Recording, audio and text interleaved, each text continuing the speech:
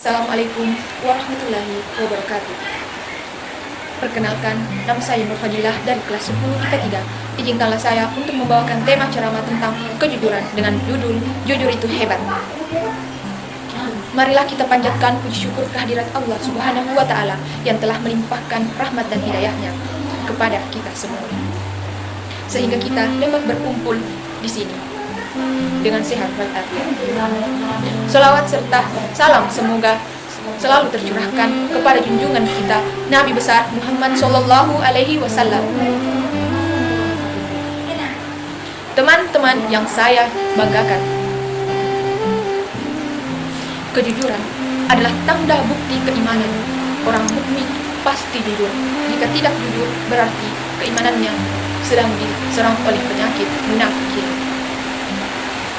Sebagaimana kita tahu, munafik itu orang yang bermuka luar, di luar berkata iya dan di dalam berkata tidak. Suatu hari, salah satu sahabat Nabi bertanya padanya, apakah mungkin orang itu pelit? Dan Rasul menjawab, mungkin saja. Sahabat Nabi bertanya lagi, apakah mungkin orang mukmin pengecut? Nabi menjawab lagi, mungkin saja. Tapi ketika sahabat Nabi bertanya, apakah mungkin seorang mukmin berbohong? Nabi menjawab, tidak. Hadis riwayat Imam Malik dalam kitab Al-Muwatta. Teman-teman yang berbahagia, apa yang bisa dipelajari dari hadis tersebut? Hadis tersebut mengajarkan kita untuk berkata jujur, karena orang mukmin tidak mungkin berbohong. Karena kejujuran adalah semua pangkal perbuatan baik manusia. Tidak ada perbuatan dan ucapan kecuali kejujuran. Oleh sebab itu, Allah menyuruh orang-orang mukmin agar selalu berkata benar dan berlaku jujur. Ini diperintahkan oleh Allah melalui firman-Nya dalam Al-Quran surah Al-Ahzab ayat 70. Artinya, hai orang-orang yang beriman, bertakwalah kamu kepada Allah dan katakanlah perkataan yang jujur dan benar. Teman-teman yang berbahagia, kejujuran sangat kental dengan adab berbicara. Walaupun mungkin bisa dimasukkan ke dalam pertemuan yang telah lalu, akan tetapi masalah kejujuran karena sangat pentingnya, maka kita sendirikan pembahasan tentang kejujuran.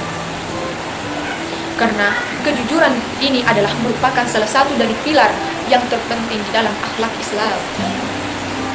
Tapi adanya perilaku korupsi yang begitu marak di zaman kita ini pasti ada latar belakang yang jelek di dalam kepribadian anak-anak tersebut.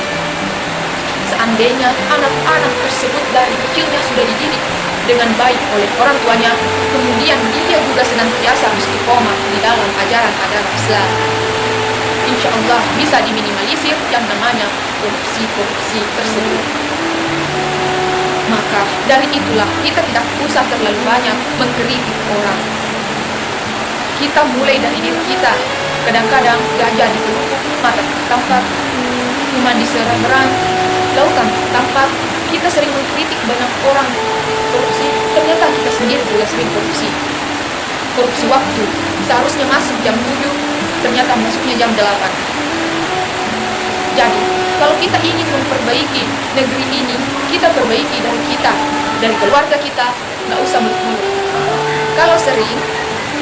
Kalau masing-masing penduduk negeri ini berpikir dengan pikiran ini, niscaya negeri ini akan baik. Dan adanya pemimpin atau penguasa yang jelek, itu adalah merupakan cerminan dari rakyat yang belum baik. Makanya, ada ungkapan yang sangat baik yang mengatakan, kama takunu yulla alaikum, yang artinya pemimpin kalian itu adalah potret dari kepribadian rakyat. Jadi, kalau misalnya kita pengen pemimpin yang baik, mari kita perbaiki diri kita. Kalau kita perbaiki diri kita, Allah akan memberikan anugerah pemimpin yang baik buat kita. Hadirin yang dirahmati Allah Subhanahu wa Ta'ala. Namun, ketika kita melihat kondisi di lapangan, bagaimana umat Islam berinteraksi, bagaimana umat Islam berbicara, bagaimana umat Islam bergaul, seakan-akan akhlak yang mulia mulai pudar di tengah-tengah mereka. Akhlak yang mulia ini cukup asing di lisan mereka.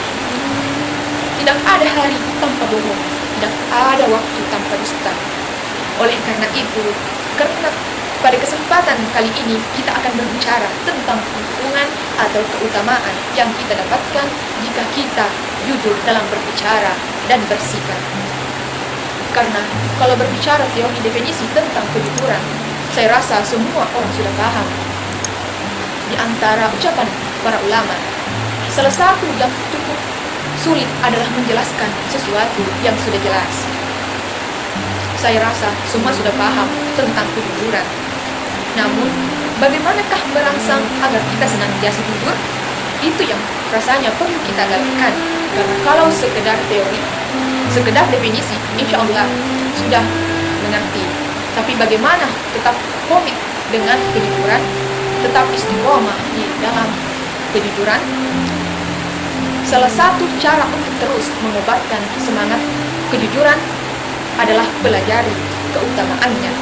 Pelajari apa untungnya, apa fadilahnya, apa yang akan kita dapatkan di dunia maupun di akhirat. Ketika kita benar-benar berbicara dan bersikap jujur,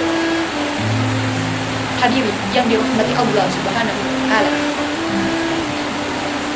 dan sungguh semua sahabat Rasulullah Shallallahu Alaihi Wasallam telah mendapat pengakuan dan pujian dari Allah dalam Al-Quran. Mereka juga dipuji oleh Rasulullah dalam banyak hadis. Di antara sifat mereka yang paling nampak dan jelas ialah kejujuran. Agama tidak akan bisa tegak, begitu juga dunia tidak akan baik kecuali dengan sifat ini.